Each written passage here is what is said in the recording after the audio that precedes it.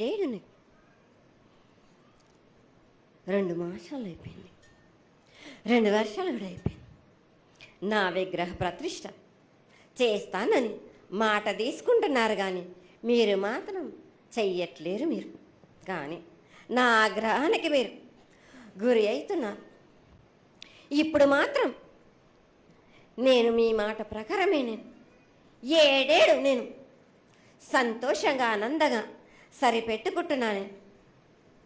నా బాల బచ్చలందరినీ నేను ఏ ఆపద వచ్చినా నేను కాపాడుతున్నా. నేను ఏ ప్రమాదాలు వచ్చినా కానీ కాపాడుతున్నా. నేను మీరు మాత్రం నా మాటకు మాత్రం ఆచరించట్లేరు. నేను అది మాత్రం మీరు నాకు ఆగ్రహానికి ఇస్తుంది. అమ్మా, ఆచరించకపోవడం అనేది ఏం లేదు తల్లి. ఎసురుబాటు లేక ప్రతిష్ట చేయలేకపోతున్నామే తప్ప చేయకూడదనేది ఇట్లా కాదు తల్లి. ఒకళ్ళు ఇద్దరు అడ్డుపుల్ల వేసినందువల్ల ప్రతిష్ట ఆగిపోయింది. ఎవరు అడ్డుపుల్ల వేసినా గాని తొలగించేదాన్ని నేను ఇంకా మాత్రం నేను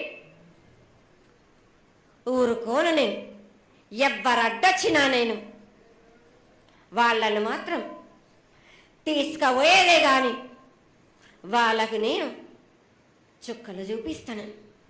ఇంకా మాత్రం నేను మాత్రం ఊరుకోను బాలక. చాలా సంతోషం తల్లి. నువ్వు అండగా ఉండి చేయించుకున్న పక్షంలో తప్పకుండా నీ ప్రతిష్ట చేయించుకుంటాం. ఆగ్రహం వద్దు తల్లి. వాళ్ళు నీ గిద్దలే, వాళ్ళు కూడా చల్లగా చూడాలి. తర్వాత ఈ సంవత్సరం పసిపిల్లలు బాగా అందరూ ఎలా ఉంటారు.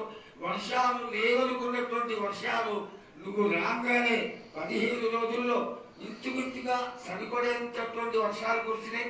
కానీ చక్కటి వర్షాలను కురిపించి పాడి పంటలు ఇచ్చి మమ్మల్ని అందరినీ ఆశీర్వదించి నీ యొక్క అనుగ్రహాన్ని తెలియజేయ తల్లి. పాడి పంటలేగా దానికి సమానంగా ఉన్నది బాలకు. గత ఏడు చెప్పినట్టు ఈ ఏడు కూడా మీకు వర్షాలు మాత్రం కుంభ వర్షాలు ఉన్నాయి.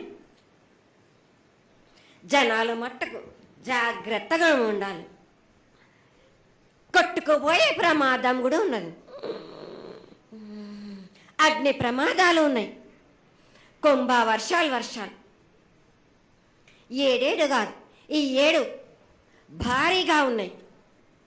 జనాలు మట్టుకు సగానికి సగం కొట్టుకుపోతూనే ఉంటారు. వాళ్ళకు ప్రాణ నష్టం కూడా జరుగుతుంది. అది జరగకుండా ఆపాల్సిన బాధ్యత నీదే కదా తల్లి. 7 కాదు వాళ్ళు, అది జరుగుతూనే ఉంటుంది. కానీ ఈ 7 మాత్రం భారీగా ఉంటాయి. ప్రమాదాలతో పాటు వాయు వరుసలు లేకుండా జనాలు మట్టు బాలబచ్చలు ఇట్లా ప్రవర్తిస్తుంటారు.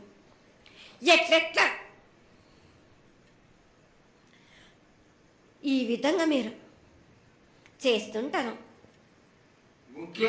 వాయు వరుసలు లేకుండా కళ్ళు తల పైకెక్కి మీరు ఘోరాలు చేస్తుంటే అట్లట్లు మీరు ఈ 7 మీరు